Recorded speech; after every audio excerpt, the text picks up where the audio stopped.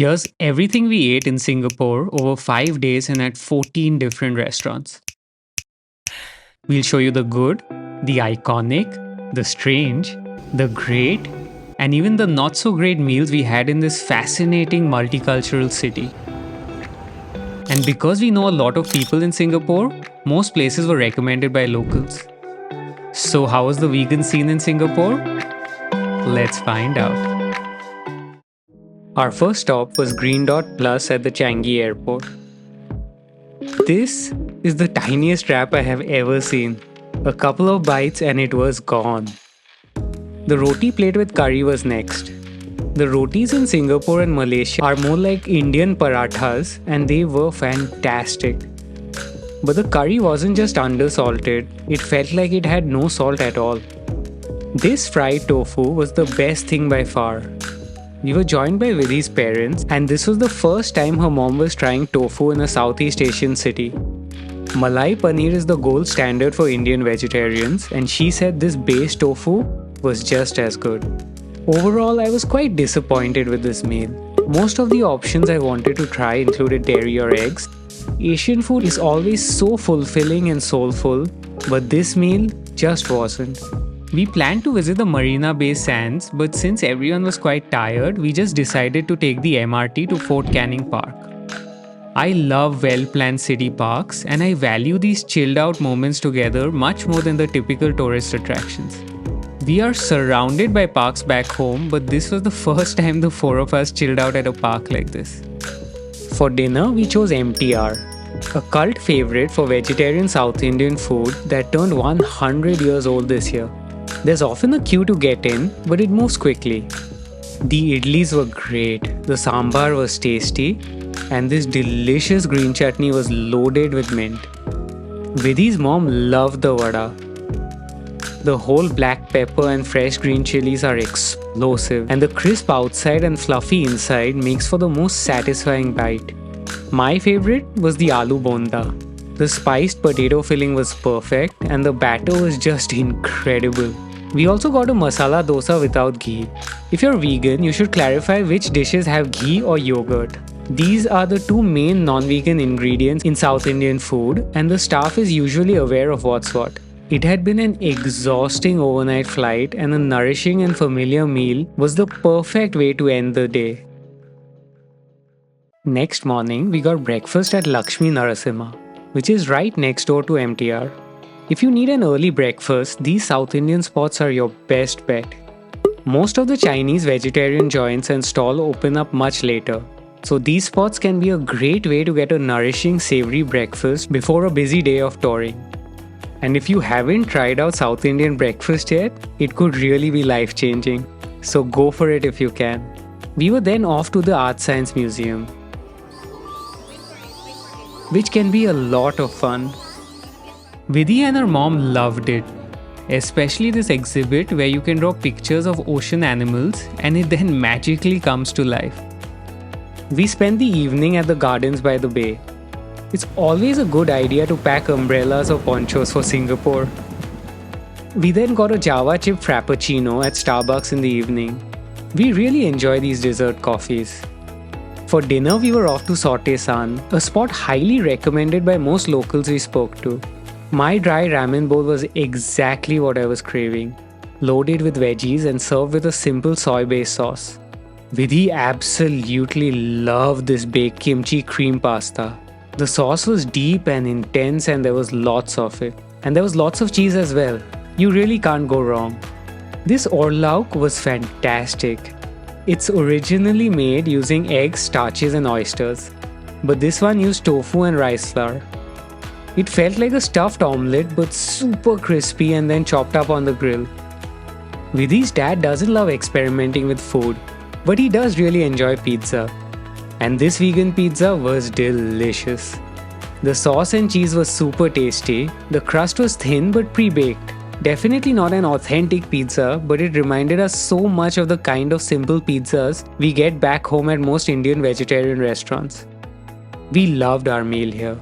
It was fusion food with a Chinese base, but it felt oddly familiar. Next morning, we were off for a fascinating walking tour of the city with Jamie. a fourth-generation Singaporean who gave us a fantastic summary of the brutal history and the vibrant modern culture of Singapore. Before the walk, we had enjoyed some freshly squeezed orange juice from one of these fascinating automated vending machines. Vidhi's mom absolutely loved this idea. Fresh juice at a reasonable price. On the way, we found this vegan dessert shop and got some fantastic soft serves. It was dairy-free and sugar-free and fat-free, and it was still really good. After the walk, we went to Clover plant-based for lunch because it was the closest thing we could find. The sampler plate was good. The fruit rojak was very interesting. It was fresh fruits tossed in a spicy sweet soy sauce. And the other fried treats went great with the soup, which was mildly sweet and spicy. This braised eggplant with minced mock meat was Vidhi's favorite. It was insanely good. The eggplant was perfectly cooked and had soaked in all the flavor. It was spicy, savory, and slightly sweet. And I loved the greens with the mock beef. The greens were perfectly seared and had a lovely smoky sesame flavor. The mapo tofu was excellent as well. It was my first time trying this iconic dish and it wasn't as spicy as I thought it would be. It was super well balanced and as usual, the silken tofu was of an incredible quality. We really loved this meal at Clover plant-based. In the evening, we took a stroll around Clarke Quay, a vibrant spot to hang out, shop or just go for a run. The famous Nomvnom is located here, so we thought we'd check it out. We got some fries to start the meal.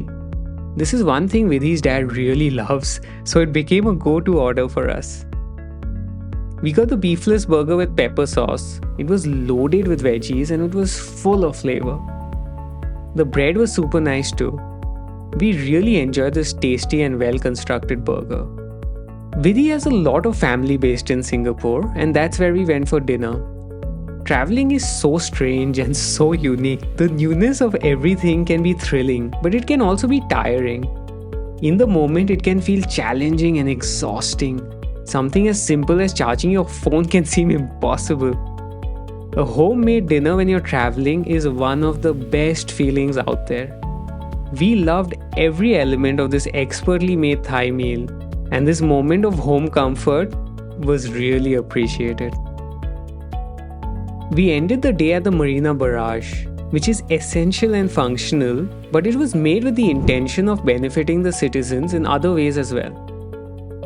The locals love hanging out here, either for picnics or for strolls or running and cycling. It's the clever kind of improvised modern architecture that Vidhi and I really love. The next morning, we had breakfast at the hotel. We just reheated the leftovers from Clover and had a wonderful meal. We also had these Alfonso mangoes that Vidhi's mom had brought back from home.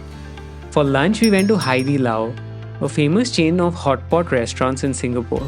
A taxi driver told us that the owner struggled to get the financing for the first one and that it's a rags to riches kind of story. This was our first time trying it and we loved the format. Hot pot can be very meat heavy, but there are plenty of vegetarian and vegan options as well. First you choose a soup base. The vegan options were mushroom and tomatoes, so we got a half of each. The base broth was delicious, even without anything else. After the base broth, you order the stuff you place in the hot pot. We got the vegetable platter which had a bunch of leafy greens, corn and mushrooms. We also got some tofu skin noodles, some fresh tofu and some spinach. And it doesn't end here. There's a massive condiment counter which is the most fun part of all of this. There's chili oil and a sesame sauce, a fermented bean sauce, fresh and fried garlic, onions, chili flakes, peanuts, crispy soy and so much more. We really loved this meal and this experience.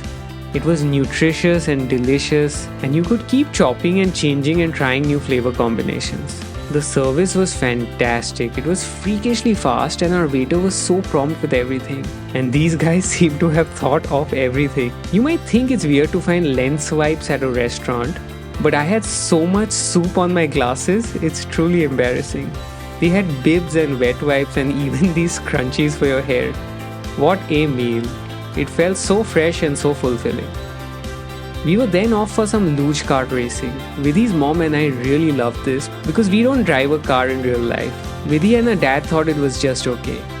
For dinner, we headed to the gorgeous Lau Pa Sat. Architects love repurposed buildings, and this was love at first sight for both of us. What a vibrant and beautiful setting. First up is the Thunder Tea Rice Bowl. This one was insanely highly recommended by friends and family. It's a bowl with rice, beans, tofu, peanuts, and onions. You then add the Thunder Tea broth to it and mix it all together. It was really nutritious and quite tasty. The green broth had a fennel kick, which is so fresh and spicy. The chili soy sauce adds a kick too. We enjoyed this bowl. We then got a falafel plate from this place, and it was incredible. The falafel was very different to what we are used to, but it was so well seasoned and had a bright zaatar kick. The hummus was great, and so was the salad and bread. It was such a well balanced plate, and we all loved this one. Next up was a puri bhaji plate for Vidhi's dad. The puris were incredible and almost unbelievably perfect in geometry. The bhaji was tasty, and so was the chana. We also got the aloo parathas, which were good but not great. And finally, we got this plant-based durian mousse served with a durian sorbet. Vidhi's mom really liked it, and we were surprised that her dad actually tried it out. But after a couple of bites, the three of us found it overwhelming. Only her mom could keep going.